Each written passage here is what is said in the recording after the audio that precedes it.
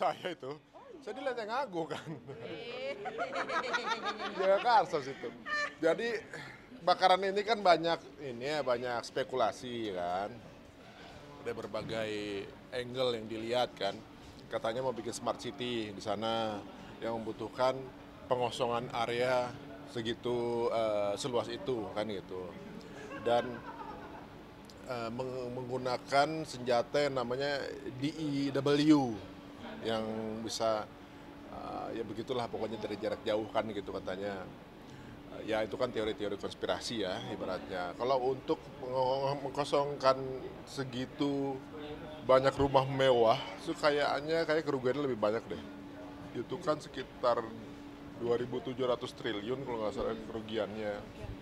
Dan itu yang terbakar bukan perumahan biasa loh. Kalau di sini mungkin ya kayak Pondok Indah lebih lagi gitu. Rumah, ya mungkin ya dipikir, kan ini kan rumah yang di dekat laut ya, rumah-rumah artis segala macam yang harga jualnya satu rumahnya aja berapa gitu kan. Ya kalau nggak salah saya baca ini bukan info yang saya juga bukan info valid ya, ibaratnya asuransinya itu di shutdown 3 bulan sebelumnya orang-orang itu, dan pada saat kejadian nggak ada air yang nyala gitu. Jadi mereka merasa ini kayak ada sesuatu kejanggalan ya, karena kebakarannya hanya di rumah-rumahnya, sedangkan pohon-pohonnya nggak kebakar. Nah, ya kita juga nggak tahu isi ya, karena ada juga beberapa video yang melihat ketika di shoot ada yang terbang, ada yang bentuknya kayak drone gitu kan, kayak UFO apa segala. Tapi sebenarnya itu kan helikopter yang nyemprotin kan juga pakai lampu juga. Ya cuma memang keunikannya daerah yang terbakar itu adalah seluas Gaza. Jadi ya banyak teori sih sebenarnya, kita belum bisa menyimpulkan. Ya walaupun bagaimana juga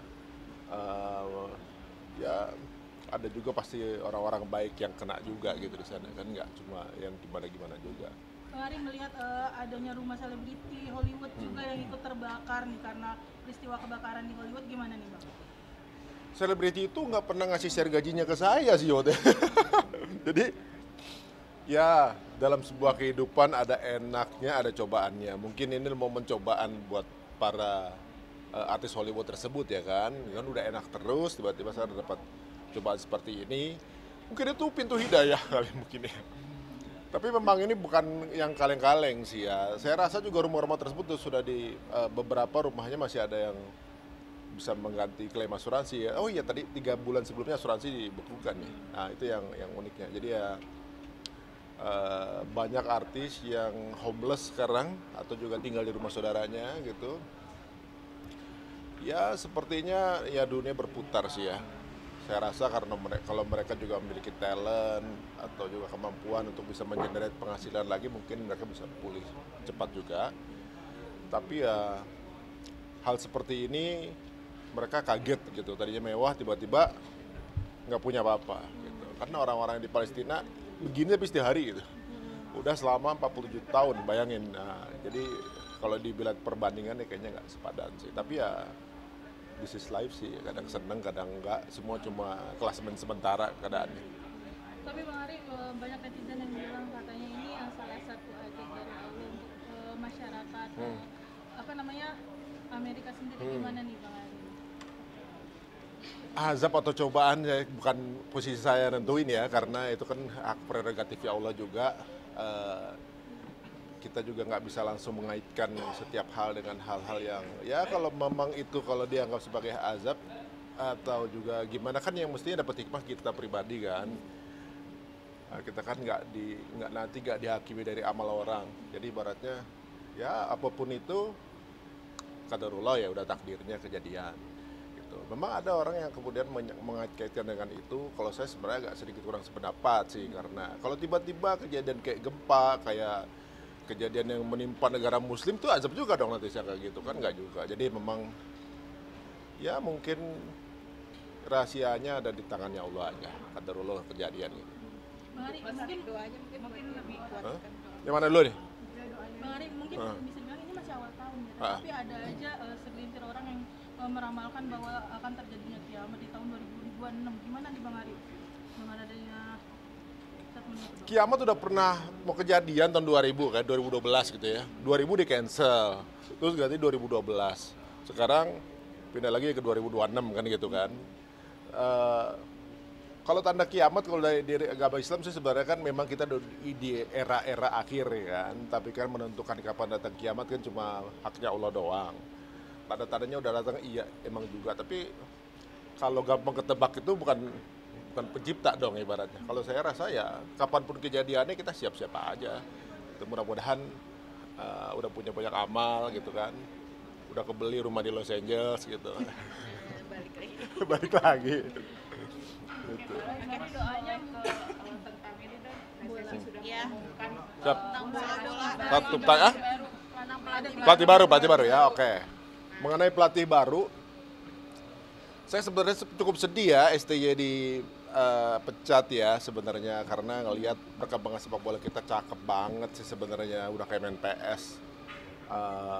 Pemilihannya orang-orang pemain yang bermain dengan tipe gaya bermain beliau tuh tepat orang-orangnya gitu ya. Walaupun dalam setiap proses, setiap usaha pasti butuh proses kan.